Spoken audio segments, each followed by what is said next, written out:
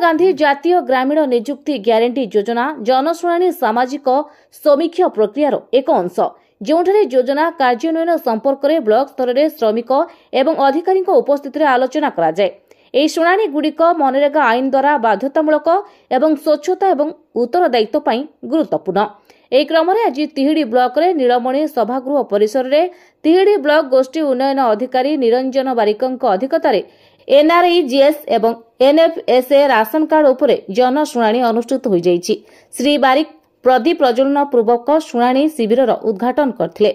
पंचायत स्तर में वीआरपी मानक द्वारा ग्राम सभा सामाजिक ऑडिट समाप्त होगा पर ऑडिट रे धरा पड़िथिबा विभिन्न इश्यू गुड़िक ब्लॉक कार्यालय अनुष्ठित जनशुणाणी उपस्थापना करा जायथिला। यार उद्देश्य सामाजिक ऑडिट फलाफल उपरे सार्वजनीन आलोचना करी स्वच्छता सुनिश्चित करिबा एवं फलाफल उपरे आधारित कार्यानुष्ठान ग्रहण करिबा। सामाजिक ऑडिट क्षेत्र में सहयोग करुनथिबा विभिन्न दुर्नीति रे संपृक्त थिबा जीआरएस एडीओ पीओ माने कारण दर्शाइथिले। तळ गोपबिंधा एवं बिलणा पंचायत रे जीआरएस सामाजिक ऑडिट रे सहयोग न करिबा एवं विभिन्न प्रकल्पर केस रेकर्ड प्रदान करनथिबा नै अभियोग होइथिला। ए बाबद रे कम्प्लेक्स रिपोर्ट देबा पई वीडियो तांकू निर्देश दैथिले। ता सहित कुबेरा पंचायत रे एक प्रकल्पर नाम फलक नथिबा नै अंगीकार मगा जाइथिला। अन्यथा 5000 टंका असुली पई प्रक्रिया आरंभ करा जिबा पई कुआ जाइथिला।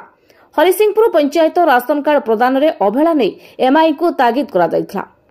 तेबे सार्वजनीन शुणाणी रे ब्लॉक अध्यक्ष अवंती दास, जिला सामाजिक समीक्षक सत्यजित पृष्टि, सहकार्यनिर्वाही अधिकारी सुकांत मिश्र, जोगाण अधिकारी प्रीतिश कुमार सामल, असिस्टेंट प्रोग्राम ऑफिसर मंचासन थिबा बेले समस्त पंचायत स्तरीय सरपंच, पीओ, एडीओ, जीआरएस एवं वीआरपी कामिन सेठी, पद्मिनी बेहरा, मीनू सावत, उर्वशीलता दास, राजश्री नायक, इतिश्री बेहरा, कमला महांती प्रमुख उपस्थित रही शुणाणी रे सहयोग करथिले।